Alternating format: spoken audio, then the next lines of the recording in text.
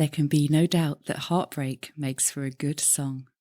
The slighted lover is a relatable character to most of us, perhaps taking us back to the visceral pain of doomed teenage romances.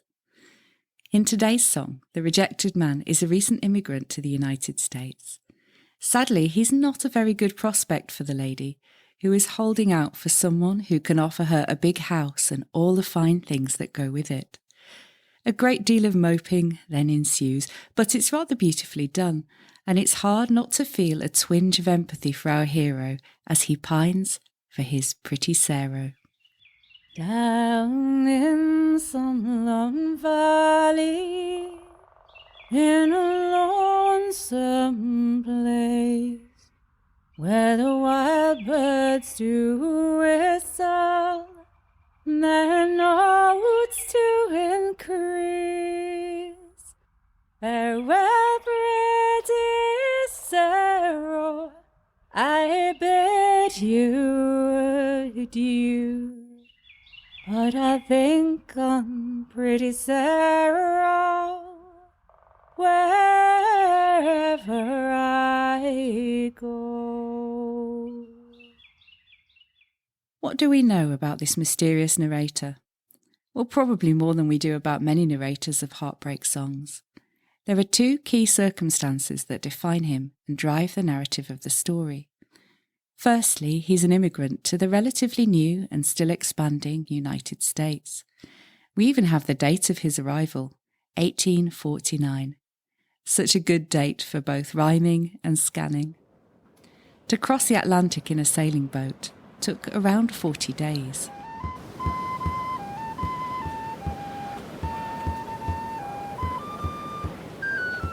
Conditions were cramped, and steerage passengers had to throw their lot in with whoever might take the notion to join the ship. These short-term floating communities could be unpleasant and even dangerous. The weather could be stormy, and some were lost at sea. Those who could afford it were likely to take a steamship, crossing the ocean in a mere 14 days. Either way, I'm sure our hero was happy to see dry land at the end of his long and arduous voyage. Secondly, we hear that he has no land, which tells us about his social class in this new society. Property rights, including land ownership, were important in the formation of the United States. The Constitution and early amendments make strong attempts to clarify and secure the rights of property holders. While powerful elites could hold vast wealth in land, owning plantations or mining rights, even small parcels of land were important. For European immigrants, land was a strong draw to this brave new world.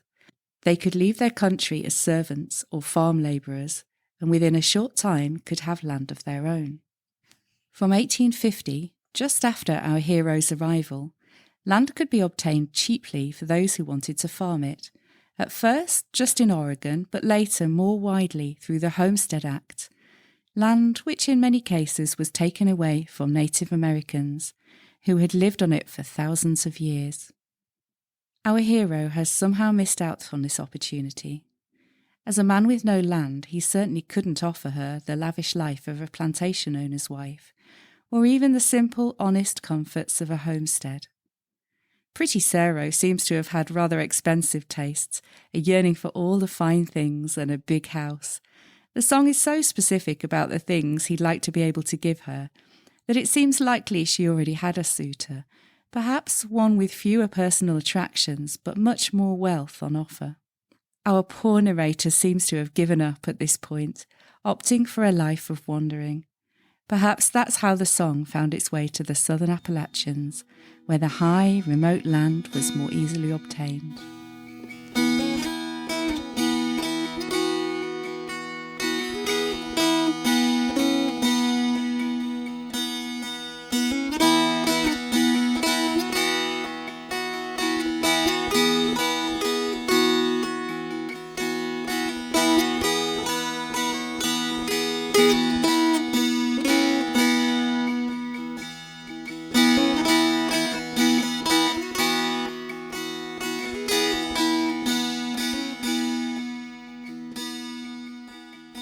This is a song from the Appalachian Mountains, whose music we know largely because of the tireless work of someone we've already met on this podcast, the indefatigable Olive Dame Campbell. As we heard in the Barbara Allen episode, she was very persistent in her quest to bring Cecil Sharp to the Southern Appalachians, and in 1916 she succeeded. Cecil Sharp and Maud Karpeles arrived in the region in July 1916 and set off on their quest supported by the Campbells. Sharp held that there was no such thing as American folk music at the time, and he went there to find remnants of the English folk tradition.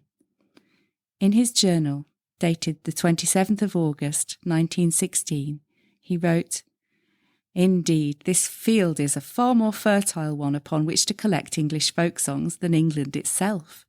The cult of singing traditional songs is far more alive than it is in England, or has been for 50 years or more. I do not know how I shall tear myself away from the mountains and leave so much work undone when, at the end of next month, I have to make tracks for Chicago." The present inhabitants of the Laurel country are direct descendants of the original settlers who were emigrants from England and I suspect the lowlands of Scotland. I was able to ascertain with some degree of certainty that the settlement of this particular section began about 3 or 4 generations ago, i.e. in the latter part of the 18th century or the early years of the 19th. He found the local people to be friendly and welcoming, happy to share their songs, their meals and their hearths with him. He thought that they were more open and free of manner than those he'd collected songs from in England, and he was also struck by their youth. For someone who was used to taking down traditional songs almost exclusively from elderly singers, it was quite a shock to hear old songs routinely sung by teenagers. He and Maud had taken a long and difficult journey of 3 days from New York to Asheville, North Carolina, to the home of Mr. and Mrs. Campbell. Despite all the discomforts, they set to work immediately collecting songs, learning that it was better to walk along the remote tracks rather than take the so-called jolt wagon, which he thought to be very appropriately named. It was during the first few weeks of his trip that he came across the song Pretty Saro. The following day he wrote about it in his journal, with a special mention for the family whose singing gave him the song. "The country is, I think, the most magnificent I've ever seen. The mountains are everywhere and we live in the valleys and walk through the passes. My experiences have been very wonderful so far as the people and their music is concerned. The people are just English of the late 18th or early 19th century. They speak English, look English, and their manners are old-fashioned English. Heaps of words and expressions they use habitually in ordinary conversation are obsolete and have been in England a long time. I find them very easy to get on with and have no difficulty in making them sing and show their enthusiasm for their songs. I have taken down very nearly 100 already, and many of these are quite unknown to me and aesthetically of the very highest value. Indeed, it's the greatest discovery I have made since the original one I made in England 16 years ago. This last week I spent 3 whole days from 10 a.m. to 5:30 p.m. with a family in the mountains, consisting of parents and daughter, by name Hensley. All 3 sang and the father played the fiddle. Maud and I dined with them each day and the rest of the time sat on the veranda while the 3 sang and played and talked, mainly about the songs. I must have taken down 30 tunes from them and have not yet exhausted them.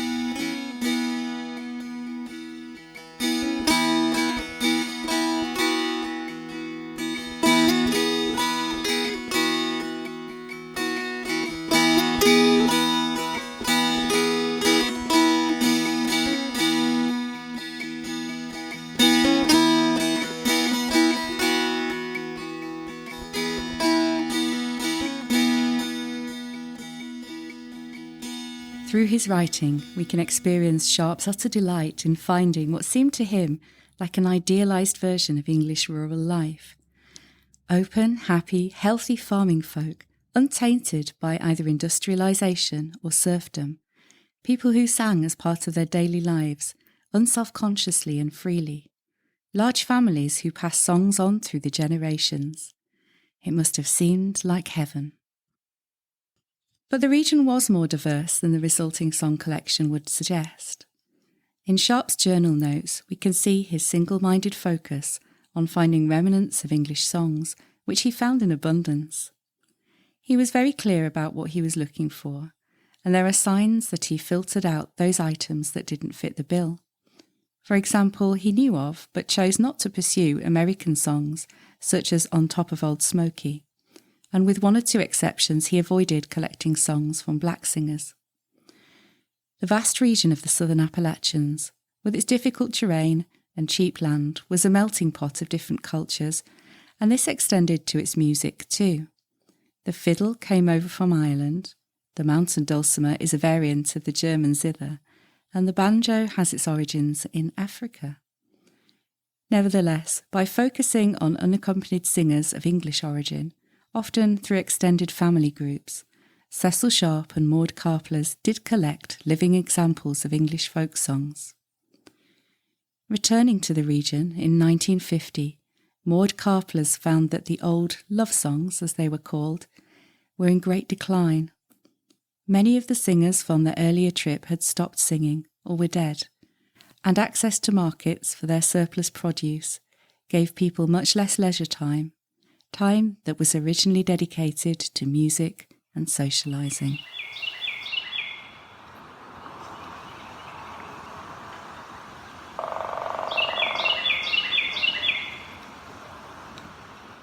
But although Cecil Sharp played a major role in the history of Pretty Saro, he wasn't the first to collect it.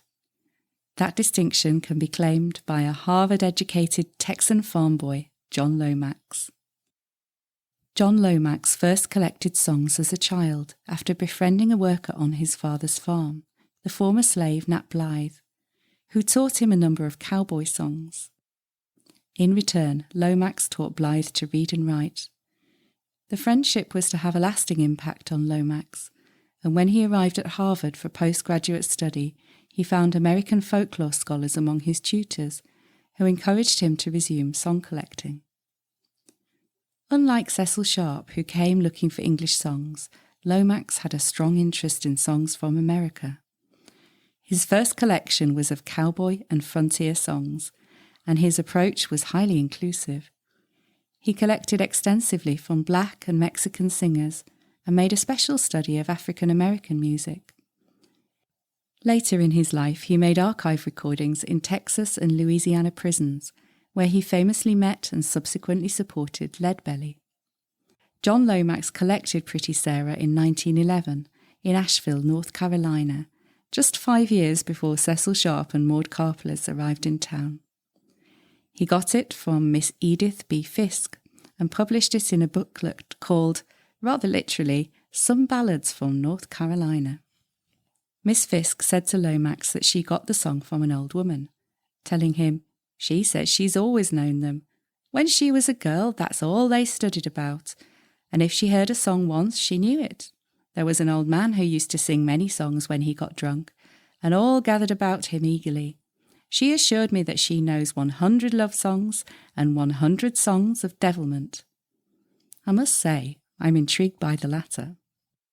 When I came to this country in 1829, I saw many lovers, but I didn't see mine. I looked all around me, and so I was alone, and me, a boy stranger, a long way from home. It's not this long journey I'm dreading to go, nor leaving my country, nor the debts that I owe. There's nothing to pester, nor trouble my mind, like leaving Pretty Saro, my darling, behind. Notice the earlier date, 1829 in this version, and the name of Sarah rather than Saro. Pretty Saro has been recorded by American traditional artists such as Hedy West and Jean Ritchie, and by Bob Dylan. There are also many versions to be found at this side of the pond. The wonderful Shirley Collins has recorded several versions. For a time in the 50s, she was the partner of John Lomax's son, Alan, also a distinguished folk song collector, and the two worked together on song collecting projects in Europe and the southern United States. If you'd like to spend an enjoyable hour or two, search for Pretty Saro online and listen to all the many versions from both professional and amateur singers. You won't find two the same. Cecil Sharp believed that Pretty Saro was an English or possibly Lowland Scottish song. There's no corresponding song we know in either of these traditions, so it would seem that the original has disappeared completely. However, there is a song from Wexford in Ireland that's quite a good candidate.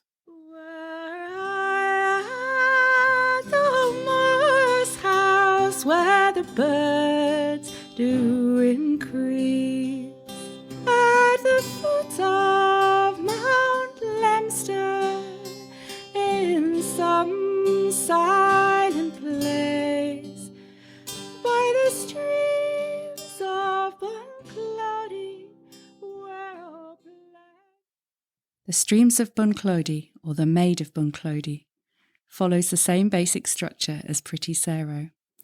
While some of the expressions of angst, if I were a clerk and could write a fine hand, for example, might be floating verses, crucially it includes a verse about the lady slighting him because he had no land. What's interesting is that in the final verse the narrator says he's going to America to make his fortune. I expect he's taking his song with him then. We only have a firm fix on this song as far back as 1867, and that's after our narrator in Pretty Saro has arrived into the country. But we could tentatively trace it back further, thanks to a former schoolteacher from just outside of Bunclody itself.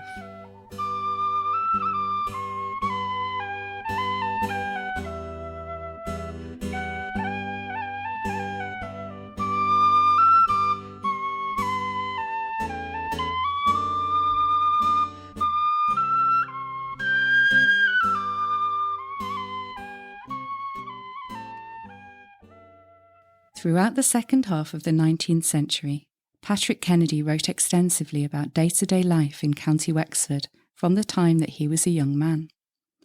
His 1867 book, The Banks of the Borough, offers a narrative full of stories, songs and games woven into the everyday life of the characters, basing it on incidents he and his friends remembered between 1812 and 1822. Much of the book is organised around social gatherings and life events such as the death and the subsequent wake of a man with no family or close friends. Poor Sean Maguire died, as Mr. Roche suspected he would, and the gold and the notes were found quilted in his wretched clothing, and a search was made for his relatives in and around Rathgaran, on the County Carlow side of the White Mountain, where his mother was known to have dwelt. A request was forwarded to O'Brien and Roche and Redmond that they would get up the Wake House drama of O'Dowd and his daughters to enable them to hold out against the attacks of bad air and want of sleep. We are sorry that the young men did not exhibit a better sense of the moral fitness of things. When the enthusiasm had subsided a little, it being now about 1 o'clock in the morning, O'Brien, Roche, Redmond, Joanna and Sweetman withdrew, not omitting to recite some prayers before they quitted the room. When the vacated seats came to be filled, and lately bashful young fellows began to use the tobacco pipes, which none but the elder folk had meddled with before, the hitherto tolerably decent spirit of the society began to evaporate, and confusion and ill manners to prevail. However, a young fellow, who felt a desire to hear himself sing in company, got some of his supporters to endeavour to still the tumult, and request him to favour the society with a song. The tumult did not entirely subside till the first notes were heard, and the dismal style in which the verses were chanted requited the general restraint, but indifferently. Was I at the grandma's house, where the birds do increase, at the foot of Mount Leinster, in some silent place, at the streams of Bunclody, where all pleasures do meet. And I require is one kiss from you, sweet. The reason my love slights me, I do understand, because she has a freehold and I have no land. A great store of riches, both silver and gold, and everything fitting a house to uphold. If I were a clerk who could write a good hand, I would write to my true love that she might understand that I am a young man that's deeply in love, that live by Bunclody and now must remove. Adieu, my dear, dear father, adieu, my dear mother, farewell to my sister, and likewise my brother. I am going to America, my fortune for to dry. When I think on Bunclody, I'm ready to die. The general feeling at the time was too much of a cynical character to relish such a maudlin lay. Kennedy often included songs in his writing. After so many years, he could remember the titles, but not all of the words. These he obtained from friends, often heavily edited, so the version of the song we see in the book almost certainly was not the original. But he or someone close to him seems to have remembered the song, The Streams of Bunclody, being sung early in the 19th century, before Pretty Saro came into being. Kennedy must have believed that the version he published was representative enough of what he'd heard at the wake, otherwise his older readers, those of his own age or more, would have objected to the inaccuracy. And then there is a further twist on this song's timeline. The fact that Pretty Saro contains a date in its lyrics could be deceptive, and we've already seen a variation. Speaking to the song collector Dorothy Scarborough in the 1930s, Mrs. Stikelether, a native of North Carolina, believed that the correct date in the lyrics was 1749 rather than 1849. That date places the song in the colonial period and at a time of high immigration from Ireland and Scotland.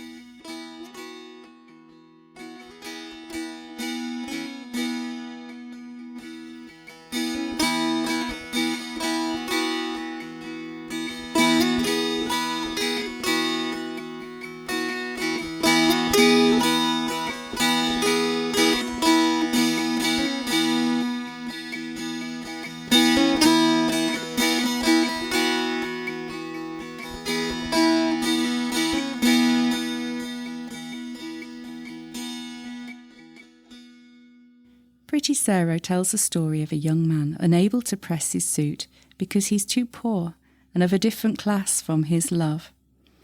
If this were another kind of song, he would be a lord in disguise, and in a fairy tale he would have won the lady and her fortune by his bravery or ingenuity. But in this song he's destined to mope, brood and wander. At least he has a romantic setting in which to do so, either the remote, unspoilt pastures of early 20th century Appalachia or the rural beauties of 19th century Wexford. I'd like to think that after all his wandering and impassioned songwriting was done, he eventually settled down with a sensible lass and was happy. When I first came to this country in 1849, I saw many fair lovers, but I never saw mine. I looked all around me, so I was quite alone, and me, a poor stranger, and a long way from home.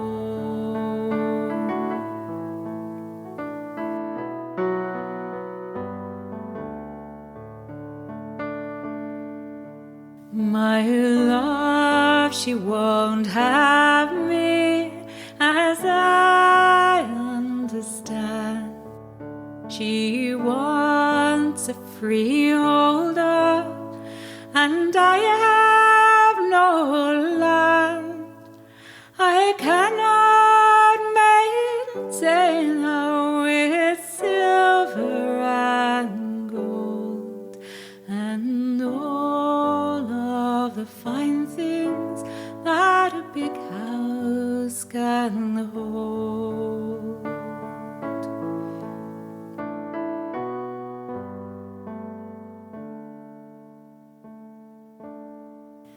If I were a little dove, had wings and could fly, it's to my love's window this night I would fly, and there in her arms all night I would lay, and I'd look from her window for the dawning of the day.